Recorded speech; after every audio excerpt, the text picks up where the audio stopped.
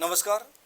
डोगरी साहित्य के सफ़र की बात करें तो मौखिक साहित्य बहुत अधिक पुराना है, लेकिन लिखित साहित्य अन्य मातृभाषाओं के मुकाबले में इतना अधिक पुराना नहीं है। 80-82 वर्ष। लेकिन इस सफ़र में निरंतर नए साहित्यकार आकर जुड़ते रहे और अलग अलग विधाओं में लिखकर डोगरी साहित्य को समृद्ध कर रहे हैं।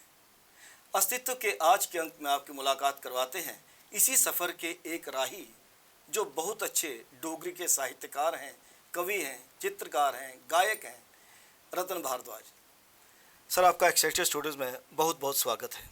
जी, बहुत बहुत धन्यवाद। आप लोगों ने मेरे को यहाँ याद किया, बुलाया, बहुत अच्छा लगा। आपकी शुरुआत कैसे हुई? क्या आप शुरू से चित्रकार थे, गायक थे, या फिर साहित्य के प्रति रुझान था? देखिए, ऐसे है कि जब हम गवर्नमेंट स्कूल में पढ़ते थे, जैसे प्राइमरी से शुरू की, जैसे संभाल है मेरे को, तो प्राइमरी स्कूल में अक्सर बाल सभा हुआ करती थी। उसमें बाल सभा में महीने में एक दिन बाल सभा होती थी। उसमें मतलब कि वो आमतौर पर शनिचरवार लास्ट सैटरडे, तो वो फिर बच्चों से कोई कहते थे कोई गाना सुनाओ, गीत सुनाओ, कोई भजन सुनाओ, कुछ भी सुनाओ। तो मैं वहाँ गीत सुनाता था। अच्छा। और वो बहुत पसंद करते थे, मतलब हमारे मास्टर लोग को।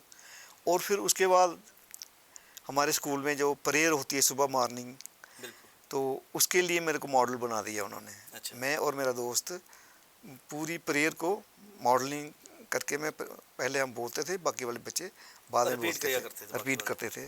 तो बहुत अच्छा लगता था। आस्ता आस्ता शौक बनता गया गाने का, तो गाते भी रहे साथ साथ। आपने विधिवत तौर पर किसी से सीखा, गाना सीखा? नहीं, मैं तो किसी से भी नहीं सीखा। हमारे तो गांव में कहाँ सिखाने वाले लोग होते हैं। मैं गांव का रहने वाला हूँ, तो कोई भी नहीं था। जैसे इतना है कि हमारे स्कूल घर के पास मंदिर था। मंदिर में अक्सर संत महात्मा लोग बाहर से आते जाते रहते थे और वो सत्संग करते थे। हमको भी सुनने का मौका मिलता था उनके चरणों में बैठकर भजन गाने का, सुनने का। तो वहाँ से थोड़ा बहुत हमने सीख लिया। ज़्यादातर आपने फोक गाया? हाँ जी, हाँ, फोक आते थे पहले हम। अच्छा, तो उससे फिर साहित्य की तरफ रुझान कैसे पैदा हुआ आपका? साहित्य का मतलब का रुझान तो बाद में हुआ ना। साहित्य का रुझान तो ऐसे है कि हमारे स्कूल में एक हमारे कवि आते थे डोगरी के जी। बहुत अच्छा, मतलब कि जब हम मिडिल स्कूल में गए तो मिडिल स्कूल में सांबा के कवि से पंडित दुर्गादास जी। अच्छा। वो हर स्कूलों में जाते थे और हमारे स्कूल में भी पंडित दुर्गादास जी के बारे में एक बात मैं साझी करता चलूँ कि पंडित दुर्गादास वह डोगरी कवि थे जो हर स्थान स्थान पर जाकर अपनी लिखी हुई कविताओं को पब्लिश करवा के लोगों को दिया करते थे। बिल्कुल, बस स्टैंड पे भी वो दिया करते। मेरे ख्याल वही कवि हैं। वही कवि हैं जो बस में भी, जैसे सांबा कहीं जाना हो, सांबा में बस में भी पढ़ते थे और हमारे स्कूल में आते थे। महीने महीने में हर स्कूल में जाते थे और रिसेस के बाद फिर बच्चों को इकट्ठे करके बिठाते थे। फिर वो अपनी वो कविताएं सुनाते थे और वो एक चौन्नी का एक किस्सा बेचते थे। तो हम ज़रूर उसको लेते थे, वो पढ़ते थे बाहर, और उससे हम बहुत प्रभावित हुए। हमने भी मतलब कि जैसे वो लिखा हुआ था उसको पढ़कर हमने कोशिश किया कि हम भी कुछ लिखें। तो तब से थोड़ा बहुत टूट फूट करके तो आपकी शुरुआत ये कहा जा सकता है कि पंडित दुर्गादास जी के माध्यम से हुई। हाँ जी, तब डोगरी के प्रति। हाँ, वो तो लिखने लग गए, टूटा फूटा कुछ भी, फिर पढ़ना और दोस्तों को सुनाना, और उसको रफ में चला जाता था। वो संभाल के नहीं रखा। मूल तो आप कहाँ के रहने वाले हैं? अखनूर में कौन से गांव से? नहीं, अखनूर में मेरा घर है, बिश्नाह तहसील के पास। अच्छा। बिश्नाह तहसील में हमारे गांव का नाम है चकलाला। और बिश्नाह हाई स्कूल से मैंने मैट्रिक पास की। मतलब उस समय वहाँ 10th तक स्कूल था। अभी तो डिग्री कॉलेज बन गया वहाँ, तो वहाँ पढ़े हम। आप बिश्नाह के रहने वाले हैं? जी हाँ। बाद में अखनूर में अखनूर में फिर शिफ्ट ऐसे हुआ कि उसके बाद हमने पढ़ाई की। उसके बाद मैंने आर्ट मास्टर का डिप्लोमा किया। अच्छा। तो डिप्लोमा करने के बाद मुझे नौकरी मिली MES में। अच्छा। अखनूर स्टेशन पर। अच्छा। तो आपने वहीं पे फिर परमानेंटली रहने का? अखनूर स्टेशन पर हमारे MES के कोई 3-4 ऑफिस हैं। अच्छा। तो एक जगह रहे, फिर उन्होंने मतलब कि 2 साल बाद दूसरे में ऑफिस में भेज दिया। फिर ऐसे बेचते रहे। तो आर्ट में आपने डिप्लोमा किया? आर्ट में। लेकिन चित्रकारी के प्रति आपका रुझान कैसे हुआ? चित्रकारी के रुझान ऐसे हुआ कि हमारे स्कूल में ना 10th तक मैट्रिक ये ड्राइंग थी, कंपलसरी थी हमारे समय में अभी तो ड्राइंग नहीं है। तो 6th से लेकर 10th तक ड्राइंग सब्जेक्ट कंपलसरी था और सबको पढ़ना पड़ता था। बिल्कुल। तो बस वो उसमें ड्राइंग बनाते थे, जो भी हमारे जो मास्टर थे पसंद करते थे, तो हमको और अच्छा अच्छा करने को मिला। फिर और बच्चा बताते थे भाई ऐसे करो वैसे करो। तो देखिए, आप चित्रकार भी हैं, आप गायक भी हैं, आप हाँ साहित्यकार भी हैं, हाँ रहते हैं आप अखनूर में। जी हाँ। तो अखनूर में क्या प्लेटफार्म है, मंच उपलब्ध हैं जहाँ पर कलाकार अपनी प्रतिभा का बखूबी परिचय दे पाएँ? नहीं, अखनूर में भी हमारे कार्यक्रम अक्सर चलते रहते हैं कि मेरी व्यक्तिगत स्तर पर जो आपने संस्थाएं बनाई हैं। आज जो संस्थाएं बनाई हैं वो भी करवाती हैं, और कल्चर अकेडमी भी मतलब कि हमको कार्यक्रम देती है महीने 2-3 महीने बाद। अखनूर में कार्यक्रम चलता रहता है कभी कुश्ती का। उसके बाद जैसे जोड़ियां हैं, आगे पीछे कहीं भी हो तो वो हमको बुलाते हैं। तो आपकी कल्चरल एक्टिविटीज़ रेगुलर चलती हैं अखनूर में, मैक्सिमम कहा चलती जा रहती सकता हैं, है हाँ फिर? चलती रहती हैं। अभी तक आपकी कितनी आपकी किताबें प्रकाशित हुई हैं? अभी तक तो मेरी को 3 किताबें मतलब कि प्रकाशित हो गई हैं। तो सारे कविता संग्रह? नहीं, पहले तो मैंने गीत संग्रह निकाला था, अच्छा। वो कोई 12 में छपा था। उसमें से बहुत सारे गीत जो पहले से ही मतलब कि रेडियो स्टेशन में बजना शुरू हो गए थे, अच्छा।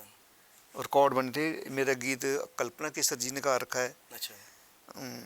मन है दुआस बड़ा सौंदियाँ नहीं अक्कियाँ। क्योंकि आप गायक भी हैं तो मैं चाहूँगा कि आप अगर गुनगुना कर थोड़ा सा गुनगुनाना चाहें, अगर अपना ही लिखा हुआ कोई नहीं, गीत। और मैं सुनाऊंगा। और अच्छा। तो वो उन्होंने एक वो गीत सुनाया था, गीत गाया था, मन है दुआस बड़ा सौंदियाँ नहीं अक्कियाँ, मुक्के दी नी रात तारे गिनी गिनी तकियाँ। हाँ, क्या और बात है। एक गीत मेरा गाया था सुनीता शर्मा जी ने, अच्छा। मिली गया मिगी मिली गया मेरा दिल जानी ते भुइयां नहीं पैर लगदे। हाँ। उस गीत की कोरियोग्राफी करी है, इसी संगीत दिता है रवि शर्मा जी होरें। अच्छा, तो इसके क्या वीडियो भी बनी बाद में? हाँ बिल्कुल, मतलब वो जितने भी जहाँ कार्यक्रम जम्मू में होते थे ना, मतलब कि कल्चर कार्यक्रम अच्छा। स्कूलों में कॉलेजों में, तो जहाँ भी रवि शर्मा जी जाते थे उनको अच्छा, स्टेज करने के लिए, परफॉर्मेंसेस के। हाँ परफॉर्मेंस कराने के लिए, अच्छा। तो वो इस गीत को जरूर करवाते थे वो। और कोरियोग्राफर अलग अलग टाइप का करके करते थे।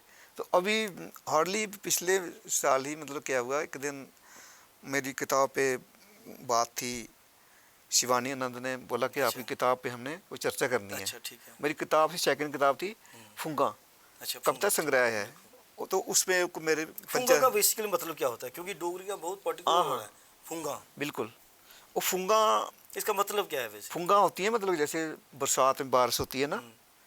तो कई बार छोटी बारीक बारिश होती है, हम्म। कई बार बड़ी बारिश होती है मोटी। हम्म।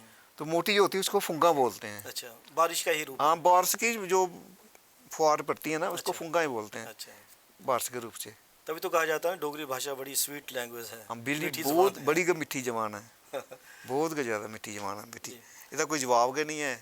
तो आकाशवाणी भी एक मंच रहा, सशक्त मंच रहा, जिसने हाँ आपको एक्सपोजर दिया। हाँ लेकिन आकाशवाणी में अब उतना बजट नहीं है, काम नहीं है। हाँ। आपको क्या लगता है कि जो नए गीतकार हैं उनके लिए कुछ चुनौतियां हैं?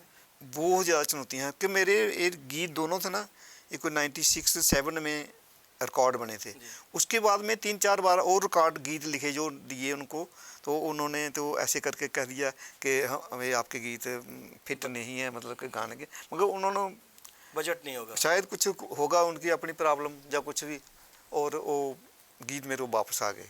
अच्छा। और बहुत सारे गीत मेरे मतलब कि जब समयाल साहब थे डायरेक्टर, जी जी। एक मेरा गीत में मतलब कि मैंने नया नया गीत लिखा था, देशभक्ति पे गीत लिखा था, जब सांबा में सॉरी पठानकोट में अटैक हुआ था ना, जी जी। तो ये डायरेक्टर साहब थे, तो उस समय मैं अपना गीत फेसबुक पे डाला, अच्छा। तो उन्होंने फेसबुक पे मेरा गीत पढ़ा, फिर मेरे को फ़ोन किया उन्होंने, मेरी फेसबुक देख नंबर निकाल कर, तो कहने के आपने ये वो गीत लिखा है तो ये हमको गीत दे सकते हैं आप? मैंने क्यों नहीं मारा, मैं आ जाऊँगा, दे जाऊँगा किसी दिन आकर। फिर मैं गया और गीत लिख कर देकर आया उनको। वो गीत था कि फौजी भाई जैसे अभी हाँ, कार्य बिल्कुल चल बिल्कुल रहा है, बिल्कुल। तो ऑपरेशन ऐसे सिंदूर युद्ध चल चल रहा रहा है, ऑपरेशन चल रहा है, जैसे उग्रवादियों के साथ टकरा होता है, कहीं होता है, तो वो गीत लिखा था कि एक फौजी वीर है, जैसे करते करते मारते मारते खुद को भी लग सकती है, बिल्कुल। तो जब उसको लग जाती है तो वो कहता है कि भाई मेरे माता पिता को कैसे संदेश दूँ, मेरे पास कागज़ नहीं है, बिल्कुल। पेन नहीं है, तो क्या करूं? वो सोच रहा होता है, तो उसकी सोच को मेरी कलम ने पकड़ लिया कि वो क्या कहना चाहता है। बिल्कुल। तो वो मैंने गीत लिखा था, जिंद देसे दे कम लाई चलिया, अऊं अपना फर्ज निभाई चलिया, क्या बात है। चन्न तारे लेखा भारत दा ना दुनिया च चमकाई चलिया, जिंद देसा दे कम लाई चलिया। तो वो गीत उन्होंने मांगा, वो मैं देकर भी आया उनको। तो उन्होंने जो उनकी होती है टीम होती है, उनको दिया कि इसको गीत को कराओ कि इसकी बहुत ज़रूरत है। बिल्कुल। तो उसके बाद उन्होंने किसी ने रिकॉर्ड नहीं किया। मुझे लगता है आकाशवाणी में जिस तरह से बजट की कमी है, वैसा ही कुछ देखने में आता है। दूरदर्शन में भी कलाकारों के लिए बहुत अच्छा वक्त नहीं चल रहा देखा जाए तो। उसके साथ गीतों के साथ आपने क्या कोई कहानी वगैरह भी लिखी? नहीं नहीं, ऐसे कि मैं क्योंकि नाटक से आप जुड़े रहे हैं। हाँ नहीं, रंगमंच आप करते हाँ रहे। प्ले करते था, मगर मतलब मैंने लिखा नहीं कुछ भी। मतलब गीत लिखे, गज़ल लिखी, कविता लिखी, भक्ति गीत लिखे, और ज़्यादा काव्यात्मक। काव्य में लिखा, जी। और ज़्यादा चमुखे लिखे, अच्छा। दोहे लिखे। तो दर्शकों के लिए कुछ चमुखे बिल्कुल या सुनाएंगे। कविता हाँ या बिल्कुल। गाना कोई भी जो आपकी पसंद का हो।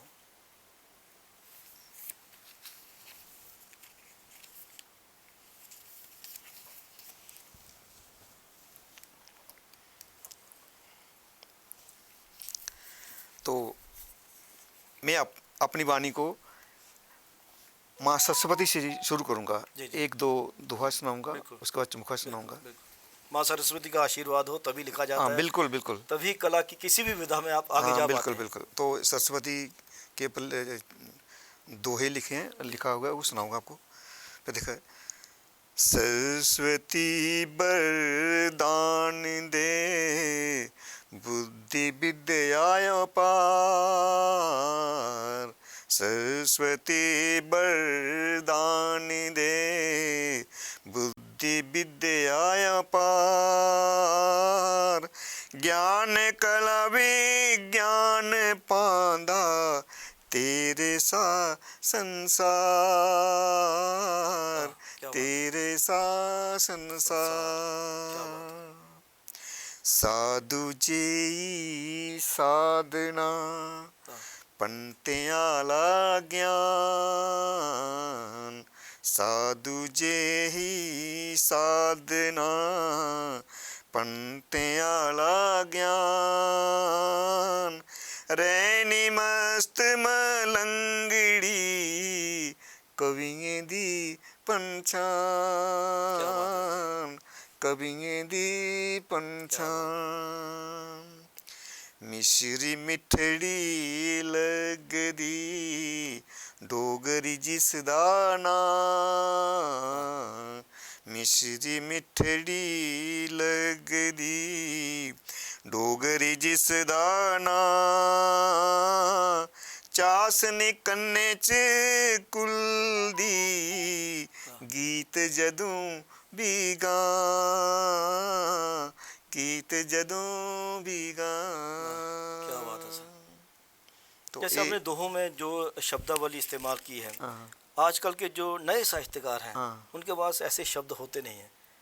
क्या आपको लगता है कहीं अजीब सा लगता है कि आप डोगरी में कोई साहित्यकार लिख रहा है तो उसमें शब्द आ रहे हैं भरपूर मात्रा में, हिंदी के, पंजाबी बिल्कुल। के?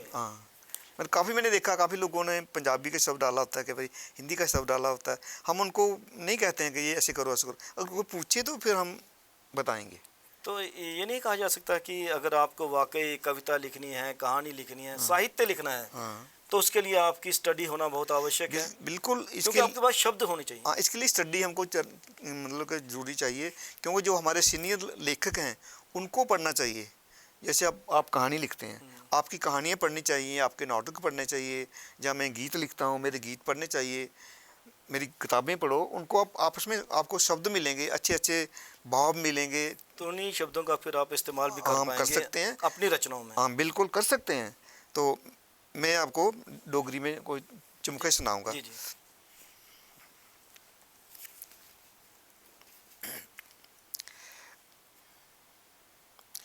निर्मल मन बनाई लाया, गंगा साईं झोलिए।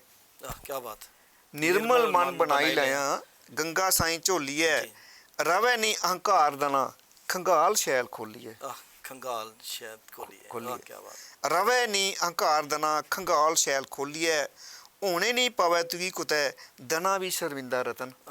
क्या होने नहीं पावे तुगी कुतै दना भी शर्मिंदा रतन, दिखे जे कोई मने दी किताब की फरोली है। क्या बात है। दिखे जे कोई मने दी किताब की फरोली है। क्या बात तो एक वो देखो चमुखा देखो, लंगी जो बिरथा बरेस बनेगी ओ नोचना। मैक्सिमम अपने मतलब आखदे ने कि तुसें अपने बालें की कलर की नहीं करदे, जां कुछ मी अच्छे लगदे ने, मेरी पहचान इंदे है। कन्नै। आजकल स्टाइल भी है वैसे, इंटेलेक्चुअल होने का स्टाइल भी हाँ है। बिल्कुल बिल्कुल। तो वो मैं लिखा है, लंगी जो बिरथा बरेस मनेगी ओ नोचना, लंगी जो बिरथा बरेस मनेगी ओ नोचना, दिखी बग्गे बालेंगी ओ कई बारी सोचना। सोचना। दिखी बग्गे वालेंगी ओ कई बारी सोचना, सांझ ढाला पेई हुन नेरा छा करदा रतन। क्या बात है। सांझ ढाला पेई हुन नेरा छा करदा रतन, रतन। भुल्ली गया कि शीशा मने आला पोचना। क्या बात। भुल्ली गया कि शीशा मने आला पोचना। क्या बात है। सर, आप नए साहित्यकारों को जो इस विधा में लिखना चाहते हैं, चमुखे हो गया, दोहे हो गया, बिल्कुल, छंद मुक्त कविता होगी, छंद वाली होगी, गीत होगी, उनको क्या संदेश देना चाहेंगे? मैं तो उनको यही संदेश देना चाहता हूँ, अगर कोई किसी ने चमुखे लिखना शुरू करने हैं तो कोई चमुखे वाली किसी की अच्छे कोई उस्ताद की कोई किताब को पढ़ें। उसमें देखो उन्होंने कैसे लिखा है, मात्रा में लिखा है, कैसे बांधा हुआ उनको। 4 लाइनों में दोहा लिखा है तो 2 लाइनों में बांधा है उसको, उनकी कितनी कितनी मात्रा है। उसमें कंटेंट क्या होना चाहिए, भाव क्या होना चाहिए, वो भी ध्यान देने वाली बात। देखो ना, भाव तो आपको खुद सर्च करना है, भाव तो आपने खुद देखना है। तो मैं तो वैसे लिखा है कि भाव जो अपने आप से अंदर से निकलते हैं, ये किसी की कॉपी करके या किसी को देखकर भाव नहीं बनते हैं। आत्म संतुष्टि भी नहीं मिलती, संतुष्टि नहीं होती किसी की देखकर। अपने मन से कोई भाव निकले तो वो भाव है। तो उम्मीद करेंगे कि जो आपने कहा कि भाव को पकड़ने के लिए अपने आप को खोजना चाहिए। बिल्कुल बिल्कुल। और फिर अच्छा लिखने के लिए अच्छा साहित्य भी पढ़ना चाहिए। आप पढ़ना भी चाहिए ना, तभी तो लिखेंगे, आप करेंगे। तो देखो मैंने लिखा है कि काफ़ी लोग कहते हैं कि आप ये रचना कैसे कहाँ से लिख लेते हैं, तो हमको खुद भी नहीं पता होता है। जैसे हम अखनूर से यहाँ आए हैं ना, तो रास्ते में मैंने बहुत कुछ देखा है, बहुत कुछ चीज़ें मैंने नोट की हैं, तो उनमें से कुछ मुझे अच्छा लगा तो उसमें कुछ रचना भी आ सकती है। तो ये देखो यह लिखा है कि जो किस अगे पीछे दिखना, जो किस अगे पीछे दिखना, उसकी चित्रण करना आऊँ, रुख बाऊ दा ओ है जनिया, उवे ने रंग भरना आऊँ। क्या बात है। रुख बाऊ दा ओ है जनिया, उवे ने रंग भरना आऊँ।